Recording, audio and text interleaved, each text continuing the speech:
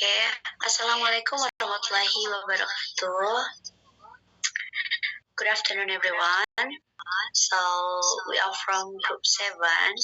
So today we're gonna presentation about BMC, tentang BMC atau bisa kita sebut dengan bisnis model kanvas, yang mana bisnis kami itu adalah kerupuk rumput laut. Nah, sebelum kami mempresentasikan hasil diskusi kami, izinkan kami memperkenalkan diri. Perkenalkan, nama saya Seliani Syafira sebagai moderator.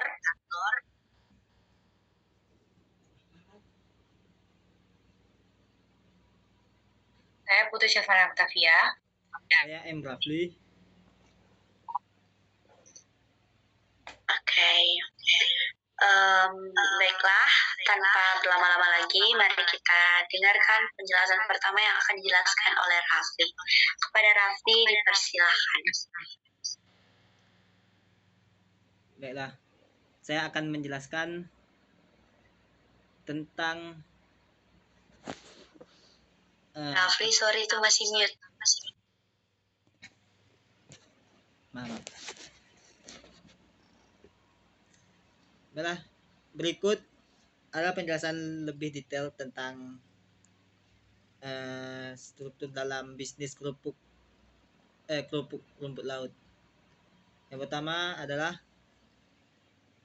aktivitas kunci atau key activities. Yang pertama produk kerupuk. Proses pengolahan rumput laut menjadi kerupuk yang lezat dan berkualitas.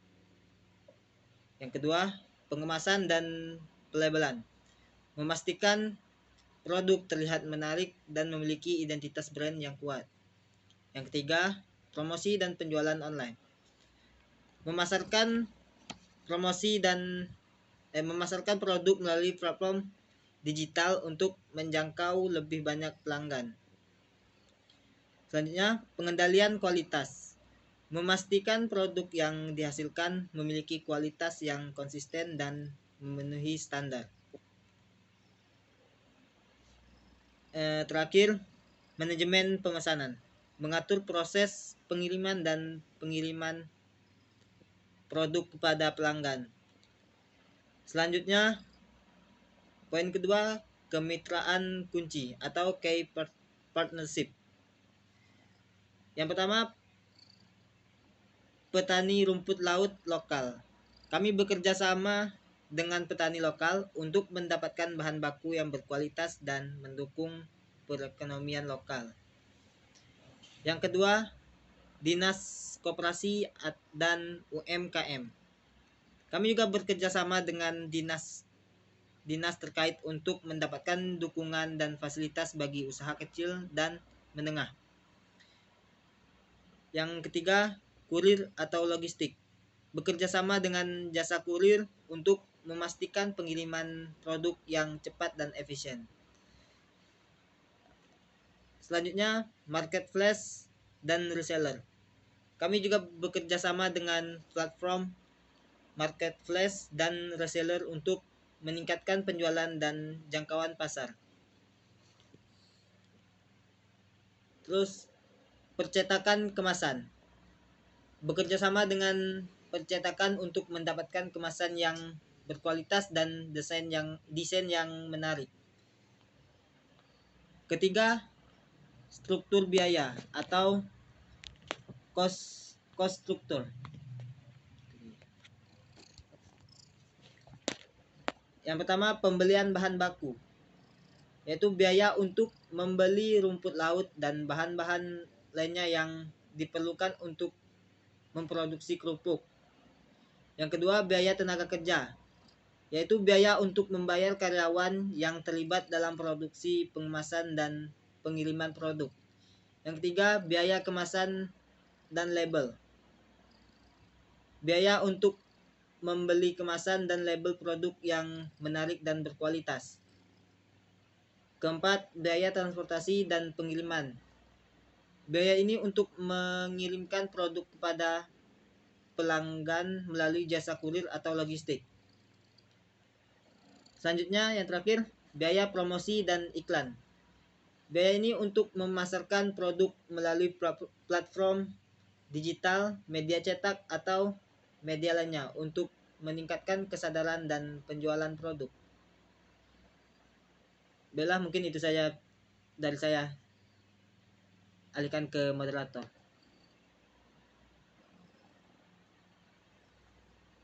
Oke, baiklah. Terima kasih Rafli. Baiklah, untuk penjelasan berikutnya akan dijelaskan oleh Putri Silviana. Kepada Putri dipersilakan. Terima kasih kepada moderator sebelumnya. Nah, poin selanjutnya adalah value proposition, yang artinya adalah proposisi nilai produk kami sendiri, yaitu kerupuk rumput laut. Nah, dari namanya saja, mungkin teman-teman sudah tahu ya, bahwa kami memfokuskan pada produk yang sehat dan alami. Jadi nilai unggul dari produk kami itu sendiri adalah selain dari rasanya, kami menciptakan produk yang sehat. Nah, poin inilah yang dimana rumput laut itu kan teman-teman pasti tahu ya, dikenal memiliki kandungan nutrisi yang baik, sehingga anak-anak maupun para pembeli yang membeli cemilan ini akan tahu bahwa produk kami itu bebas dari bahan pengawet dan pewarna buatan. Untuk rasa, kami akan memastikan bahwa kerupuk ini renyah, gurih, dan bergizi. Dan untuk rasanya, kami menciptakan beberapa varian seperti rasa original, rasa pedas, dan rasa barbecue. Mungkin akan ada beberapa kombinasi rasa yang lainnya, namun untuk saat ini kami baru membuat itu. Mengapa kami buat rasa pedas? Karena masyarakat Indonesia itu cenderung suka pedas. Baik, selain itu, produk kami juga memiliki kemasan yang ramah lingkungan. Jadi sudah dipastikan ya bahwa kemasan kami ini ramah lingkungan dan ini mengurangi polusi lingkungan. Nah, untuk poin selanjutnya adalah channels. Teman-teman bisa lihat dari yang telah di-share screen. Jadi, kami akan melakukan langkah pertama sebelum untuk ke tahap berikutnya. Kami akan memulai dari lingkungan sekitar kami sendiri, yaitu kantin kampus. Kami akan mempromosikan produk kami di sana. Selain itu, kami juga ada pemasaran langsung, seperti mungkin kami akan mengikuti beberapa event atau bazar. Di sana kami akan jual langsung dan akan lebih mudah dilihat oleh masyarakat. Nah, selain itu, teman-teman pasti tahu bahwa cara paling ampuh itu adalah marketplace online. Jadi kami juga akan menggunakan beberapa platform seperti Tokopedia, lalu seperti Bukalapak atau Shopee. Nah, selain itu, tidak lupa kami juga akan mendistributor makanan ringan kami melalui akun Instagram atau TikTok dengan menggunakan beberapa konten yang mungkin akan membuat atau membangun atau mendorong produk kami untuk lebih dikenal oleh masyarakat. Nah, untuk poin selanjutnya ada customer relationship, yang artinya adalah bagaimana kami menciptakan hubungan kami kepada pelanggan. Jadi kami akan menerima setiap kritikan dan saran dari pelanggan kami, baik itu pelanggan tetap atau pelanggan baru kami. Nah, jadi meskipun ada beberapa kritikan keras atau sejenisnya, kami akan menghargainya dan menerimanya. Contohnya seperti kerupuk kami mungkin masih belum gurih atau renyah, kami akan mengupgrade lagi, mengimprove lagi, lalu mungkin ada saran dari beberapa pelanggan kami untuk menciptakan rasa keju dan lainnya, kami akan menerima dan berinteraksi dengan pelanggan kami. Baik, terima kasih. Saya kembalikan kepada moderator. Oke, baiklah. Terima kasih, Putri. Oke, di sini saya bakal menjelaskan tentang customer segments. Seperti yang sudah ditampilkan di layar, jadi customer segment itu tertampil seluruh masyarakat, mahasiswa, mahasiswi, anak-anak, remaja, dewasa, laki-laki maupun perempuan, semua jenis pekerjaan atau profesi, dan seluruh lapisan ekonomi. Nah, jadi di daftar ini tuh nunjukin gimana kami ini pengen nyobain jualan ini ke berbagai macam orang, berbagai macam lapisan ekonomi dengan cara kami gitu. Jadi apa yang kami tawarin itu kepada apa yang kami tawarin kepada orang-orang tentang produk kami itu, poin utamanya itu adalah produk kami itu makanan yang sehat, produk yang cemilan yang sehat gitu. Jadi karena produk itu cocok banget buat orang yang mungkin punya pantang makanan gitu, terus mungkin bisa jadi oleh-oleh untuk keluar dari Tanjung Pinang mungkin gitu. Nah, jadi ini tuh lebih fokus ke orang-orang yang peduli banget sama kesehatan gitu. Bukan berarti cuma untuk orang yang peduli sama kesehatan, enggak. Tapi menurut kami pribadi, menurut kami itu kayak seluruh lapisan ekonomi, seluruh orang itu pasti pengen dong hidup sehat gitu. Jadi itu tuh salah satu poinnya di kami tuh berfokus kepada orang-orang yang mau ngemil tapi tetap peduli sama kesehatan gitu. Mungkin kan ada juga orang yang nggak makan daging hewan atau apa gitu kan, kita bisa ganti sama kerupuk rumput laut ini. Terus yang kedua itu adalah revenue streams atau sumber pendapatan. Jadi sumber pendapatan kami dari penjualan kerupuk rumput laut ini. Nah, itu jadi kayak di sini tuh kalian bisa lihat poinnya penjualan secara langsung. Jadi penjualan secara langsung itu kayak gimana kita menjualnya secara langsung gitu, yang sudah dijelaskan sama Putri, seperti di kantin kampus atau pemasaran langsung gitu. Nah, jadi ini tuh kayak pendapatan utama kami gitu, pendapatan utama kami yang kayak gimana sih biar kerupuk ini tuh terus menerus tetap dibungkus tapi tetap terjual gitu. Nah, jadi itu pendapatan utama kami itu dengan cara penjualan secara langsung, kayak di toko oleh-oleh, kantin kampus, atau mungkin dari tangan ke tangan atau mulut ke mulut gitu. Terus yang kedua ada penjualan secara online melalui GoFood. Nah, seperti yang kita tahu, mungkin sekarang itu orang pada mager gitu ya. Jadi kayak ini tuh opsi kedua kalau misalkan mereka mau ngemil sehat tapi mereka tetap di rumah gitu. Jadi dengan cara mereka melalui GoFood. Nah, dari situlah sumber pendapatan kedua kami gitu. Yang ketiga itu penjualan melalui media sosial yang sudah dijelaskan oleh Putri tadi, seperti TikTok, Instagram, Tokopedia atau Shopee gitu. Jadi saya rasa melalui medsos ini malahan lebih besar gitu pendapatannya, karena apa-apa itu kan semuanya serba online gitu. Itu kayak